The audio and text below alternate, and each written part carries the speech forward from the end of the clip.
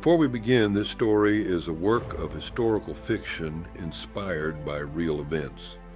It is dedicated to the memory of those lost in the Everettville mine disaster of 1927 and the families who endured. While the characters and specific details are fictional, the realities faced by coal miners' families were all too real. May we never forget their sacrifice. In the coal camps of Everettville, West Virginia, the mornings always started the same. The scent of cornbread and strong coffee drifted through the company houses as women prepared their husbands for another day underground. It was a life built on routine, on hard work, and on the unspoken truth that any kiss goodbye could be the last. For Anna Lee Mercer, that morning was no different, but what she didn't know was that before the sun would set, her world would change forever. The sound came just after noon.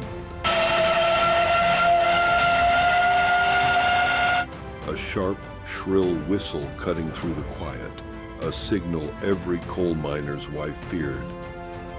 Anna ran, her apron still damp from the wash basin, her heart pounding louder than her feet against the dirt road. 3 names were spoken: Will Mercer, Earl Thomas, Ray Boone, a collapsed support beam deep in the mine, no chance of survival. In a single moment, Anna was no longer a coal miner's wife, she was a coal miner's widow.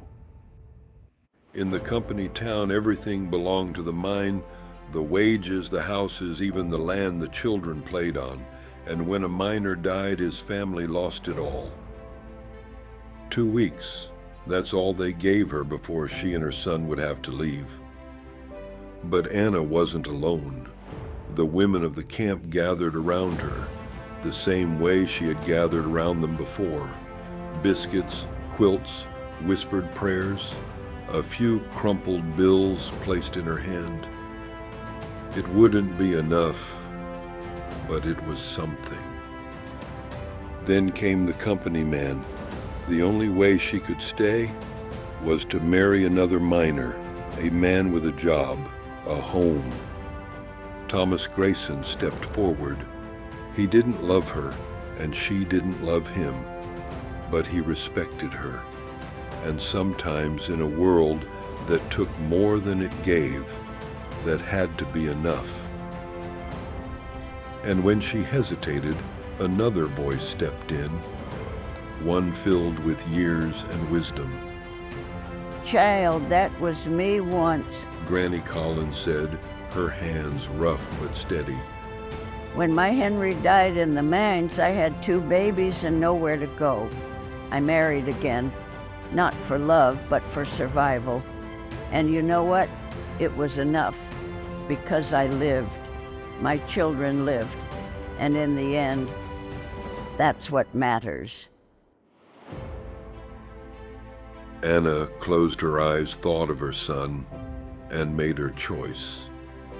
Tom never tried to take Will's place. He let Jesse keep his father's name. He worked. She kept his house. They found a rhythm, a quiet understanding, and in time, respect turned to trust. Trust turned to care, and maybe one day, care would turn to love. But fate had not finished with Everettville, and grief was not done with Anna. April 30th, 1927. A quiet morning, a kiss on the forehead, a promise to be home for supper.